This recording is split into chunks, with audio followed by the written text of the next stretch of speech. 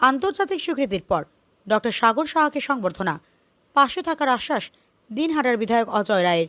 আন্তর্জাতিক গবেষণা অঙ্গনে একের পর এক সাফল্য অর্জন করে দিনহাটার গর্ব ডক্টর সাগর সাহাকে সংবর্ধনা জানালেন দিনহাটার বিধায়ক অজয় রায়। এই বিশেষ মুহূর্তে তিনি ডক্টর সাহাকে শুভেচ্ছা ও অভিনন্দন জানিয়ে ভবিষ্যতের গবেষণা কার্যক্রমে সর্বাত্মক সহযোগিতা ও পাশে থাকার আশ্বাস দেন। ডক্টর সাগর সাহা 2026 সালে আইআইটি গুয়াহাটি থেকে গণিতে পিএইচডি সম্পন্ন করেছেন। বর্তমানে তিনি আইআইএসইআর তিরুবনন্তপুরমে পোস্ট ডক্টরাল গবেষক হিসেবে কর্মরত। তিনি দেশের অন্যতম মর্যাদাপূর্ণ এনবিএইচএম পোস্ট ডক্টরাল ফেলোশিপ এবং এএনআরএফ ন্যাশনাল পোস্ট ডক্টরাল ফেলোশিপ অর্জন করে দিনহাটা তথা উত্তরবঙ্গের মুখ উজ্জ্বল করেছেন। সম্প্রতি আন্তর্জাতিক গবেষণা সম্মেলনে অংশ নিতে তিনি স্পেনের মাদ্রিদ সফর করেন, যেখানে বিশ্বের বিভিন্ন দেশের গবেষকদের সঙ্গে মত বিনিময় ও গবেষণা উপস্থাপনা করেন। সংবর্ধনা অনুষ্ঠানে বিধায়ক অজয় রায় বলেন, ডক্টর সাগর সাহার এই সাফল্য শুধু দিনহাটা নয়, সমগ্র পশ্চিমবঙ্গের জন্য গর্বের। আগামী দিন গবেষণার মাধ্যমে তিনি আরও আন্তর্জাতিক স্বীকৃতি অর্জন করবেন, এই আশাবাদ ব্যক্ত করে তার পাশে থাকার প্রতিশ্রুতি দেন বিধায়ক। অনুষ্ঠানে উপস্থিত সকলেই ডক্টর সাগর সাহার উত্তরোত্তর সাফল্য কামনা করেন এবং তরুণ প্রজন্মকে গবেষণা উচ্চশিক্ষায় এগিয়ে আসার আহ্বান জানান।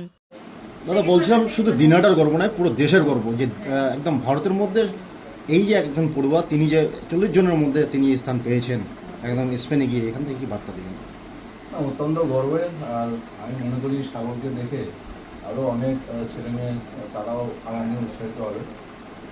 আমরা সাগরের উজ্জ্বল ভবিষ্যৎ কামনা করছি, পাশাপাশি আগামী দিনে বড় হয়ে যাতে সাগর দিনহাটার জন্য আরও কিছু করে, সেটাও আমরা প্রত্যাশা রাখছি।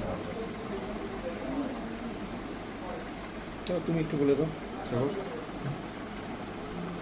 মাননীয় বিধায়ক মহাশয় আমাদের বাড়িতে তার ব্যস্ততার মাঝেও আমাদের বাড়িতে এসেছেন, এর জন্য আমি অনেক আন্তরিকভাবে খুবই খুশি। আগামী দিনে কি পরিকল্পনা রয়েছে? আগামী দিনে প্রফেসর হওয়ার ইচ্ছে আছে, ফেরার ইচ্ছে আছে আমাদের উত্তরবঙ্গেই। পড়াশোনা বাইরে করলেও ফেরার ইচ্ছা এখানেই আছে। আমাদের মতো খুব নিডি স্টুডেন্টদের পাশে দাঁড়ানোর ইচ্ছে আছে, এটাই। তো স্পেনে গিয়ে কোন সাবজেক্টের উপর তোমার এই মেধা অন্বেষণ? গণিতের বীজগণিত বিভাগে একটা স্পেশাল রিসার্চ মিটিং হয়েছিল, সেখানে সেই নিয়ে ডিসকাশন আলোচনা সভা হয়েছিল। তো সূত্রে জানতে পেরেছিলাম যে মোটামুটি 40 জন পড়ুয়ার মধ্যে তুমি একমাত্র ভারতীয় হিসেবে নিয়েছো।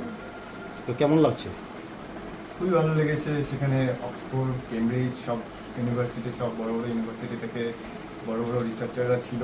তাদের সান্নিধ্যে তাদের সাথে একটু কথা বলার সুযোগ পাওয়া, সেই সব মানে অসাধারণ এক্সপিরিয়েন্স ছিল। নবপ্রজন্মের আহ্বান করবে, এই যে তোমার বাবার যে বিষয়টা শুনেছিলাম যে কর্মসূত্রে তিনি একজন রেশন ডিলারে কর্ম করতেন। হ্যাঁ, সেই সময়টা মানে খুবই কঠিন ছিল আমার জন্য আর কি করার। বাবা মার সাপোর্ট ছিল, তবুও বাবা মার সাপোর্ট ছিল। তারপরে কিছু শিক্ষকদেরও প্রচুর সাপোর্ট ছিল। তারপরে সংবাদ মাধ্যমকেও অনেক ধন্যবাদ তার জন্য। আমার একটা খবর, মাধ্যমিকের একটা খবর সংবাদ মাধ্যম দিয়েছিল, সেই জন্য কলকাতার এক মানুষ যে আমার পরিচিত ছিল না, শ্রী রঞ্জিত কুমার সাহা, তিনি আমার পড়াশোনার অনেক দায়িত্ব নিয়েছিলেন সেই সময়। তিনি আজও আমার একটা মানে এসে হয়ে আছেন আর কি। আর পরিবারের সবাই তো আছেই। আর একটি বিষয় শুনেছিলাম যে টিউশন শিক্ষক হিসেবে সিদ্ধেশ্বর সাহা মাস্টারমশাই কীরকম সহযোগিতা করেছিল? তিনি তো বিনামূল্যেই পড়াতেন সেই সময়। আর মানে শুধু পড়ানো নয়, এমনিও যে গাইড করাটা, গাইডেন্স, তার আগে আমি ছোটোবেলায় বাবার কাছেই পড়াশোনা করতাম। তো আজকে এই যে নবনির্বাচিত বিধায়কের হাত দিয়েই তোমার সম্বোধনা। হ্যাঁ, স্যারের সাথে দেখা করার অনেক ইচ্ছে ছিল, তবে ভাবিনি যে এভাবে দেখা হয়ে যাবে স্যারের সাথে। আমি কাল চলে যাচ্ছি আবার। কালকে কোথায় তোমার পাড়ি দেওয়া হচ্ছে? কালকে গুয়াহাটি যাচ্ছি, গুয়াহাটি থেকে আমার ফ্লাইট তিরুবনন্তপুরম কেরালা যাচ্ছি। আচ্ছা, কী নাম? সাগর সাহা। কোন সাবজেক্টের উপর বললে? ম্যাথমেটিক্স।